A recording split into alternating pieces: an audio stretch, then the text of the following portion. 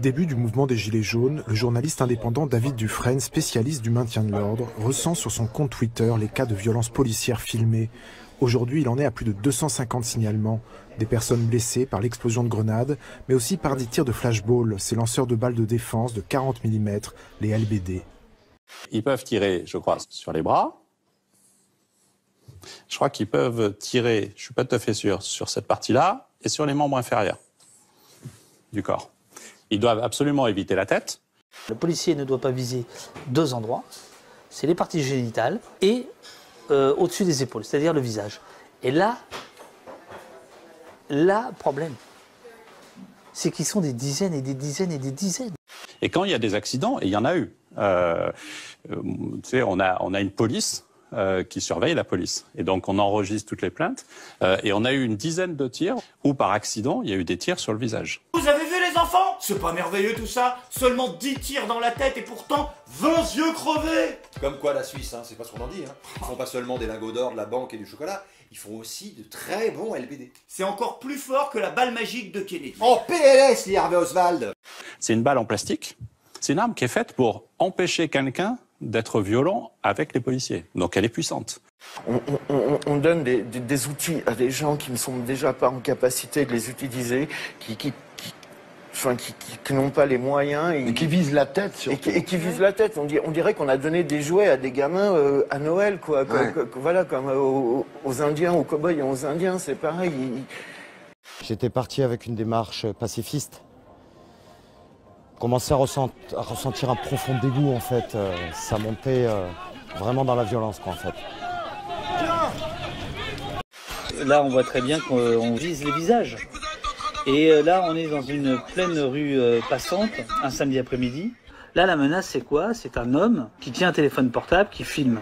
Et là, vous voyez, il est visé. Il est visé à la tête. Je vois des gendarmes alignés en face de moi avec des flashballs dans les mains.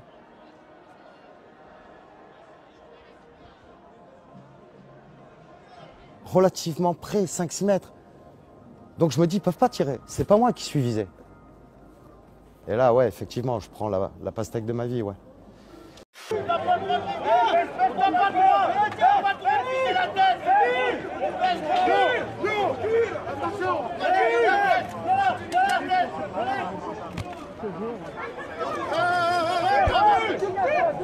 Dans les manifestations, les brigades anticriminalité interviennent de plus en plus. Armés de flashballs, ces policiers en civil non formés au maintien de l'ordre sont souvent les auteurs de tirs injustifiés.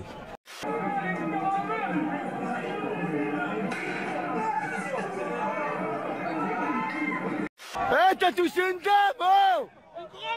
Oh, ça va pas, là! Une situation qui inquiète jusqu'aux syndicats de policiers. Ils font en sorte d'utiliser les bacs à tout va. Ils ne sont pas spécialisés dans le maintien d'ordre. Moi, je regrette, je le redis, on n'arrête pas de le dire, le maintien d'ordre va être donné aux professionnels du maintien d'ordre, que ce soit les CRS, les gendarmes mobiles. Les bacs, c'est pas fait pour ça. Ça fait plusieurs semaines qu'on n'est pas loin d'un drame.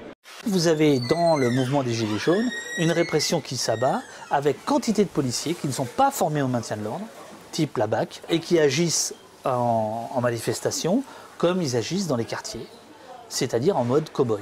Des CRS qui m'expliquent que la BAC est en guerre. J'aimerais pas être à la place des dizaines de gens qui sont celui qui a perdu un œil. J'aimerais pas être à la place des commerçants ruinés. Attendez, des commerçants ruinés qui, parce que pendant les 10 semaines d'avant Noël, ils ont été terrorisés, parce que c'est le mot, par les gilets jaunes dont nous parlons. Pour moi, il n'y a pas de violence policière. Ce sont des gens qui sont chargés de rétablir l'ordre. Le mot violence est inadapté en ce qui concerne la défense. Par exemple, là, s'il vous charge en fin de manif et que vous perdez un œil, est-ce que vous allez changer d'avis? Alors, qui me chargerait en fin de manif? La police. La police n'a aucune raison de me charger. Je ne veux pas balancer de pavé sur la police, moi. Mais ça arrive jamais que la police charge sans raison apparente? Non, pour moi, non. Vous faites beaucoup de manifestations? Sans raison. Jamais. Vous ne faites jamais de manifestations. Mais par contre, je les regarde à la télé.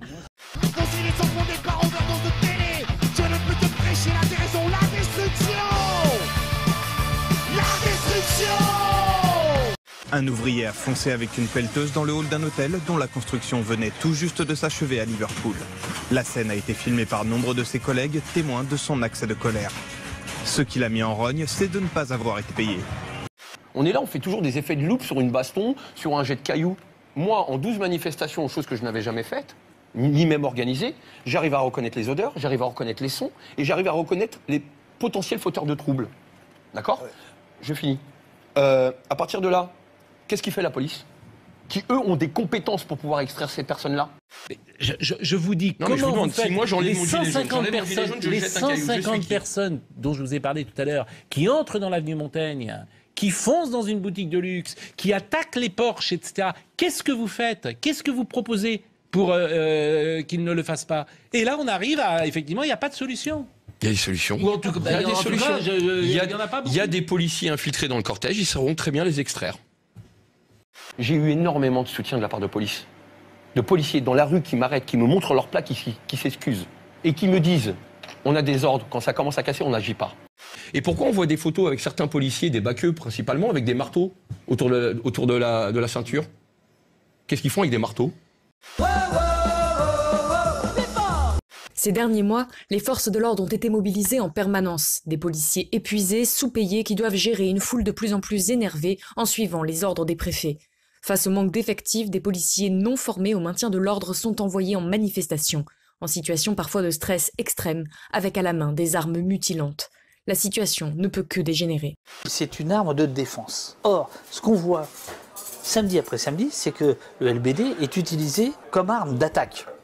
Mais je ne connais pas de policiers ou de gendarmes qui attaquent les manifestants. Attaquer, c'est provoquer. C'est pas le cas.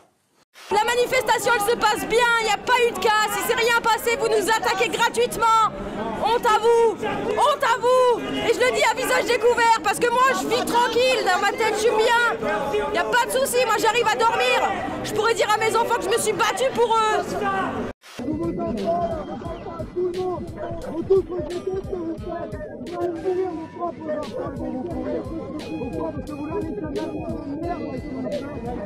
On a quand même une famille à nourrir, on a des échéances financières à assurer. Oui, la peur de perdre son emploi, oui, comme tout salarié. Mais vous êtes gilet jaune. On ne le voit pas, mais vous êtes gilet jaune. Voilà, je suis gilet jaune. Derrière mon uniforme bleu marine de CRS, je suis gilet jaune. Et la cause est juste, puisque elle touche à la vie de chacun.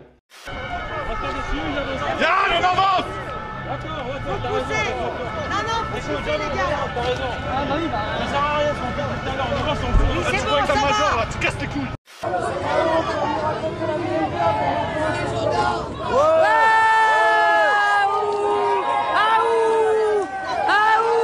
Ils se battent entre eux, quoi. Ils se battent entre eux. Putain. C'est toi qui casses les couilles, c'est putain. Mec, t'as tout le temps ta gueule ouverte. T'as tout le temps ta gueule ouverte, mec. Mais qu'est-ce que tu vas faire?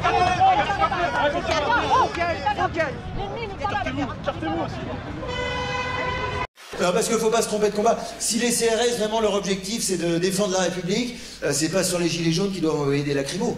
C'est sur l'Élysée pendant un conseil des ministres. Alors, ce matin-là, à l'hôtel de la C, c'est opération sensibilisation. Premier à s'initier, le président de l'Assemblée nationale. Donc c'est très utile de savoir comment faire quand on est confronté à cela, si on est confronté à cela. Et le ras-le-bol qui a été exprimé par bon nombre de Français, il touche aussi les policiers, il touche le CRS aussi, on en a ras-le-bol de système, quoi. Non, parce que des smicards en jaune qui se battent contre des smicards en bleu, pour Emmanuel Macron et Bernard Arnault, c'est pas une révolution, c'est un match de la Coupe de France. Les mecs qui sont tranquillement dans la tribune présidentielle, et ça, ils attendent, et ils disent « Oh, regarde, des pauvres qui se battent ensemble, c'est mignon. Oh, c'est la mi-temps. Tu veux que je te suce? Oh non, c'est moi qui te suce.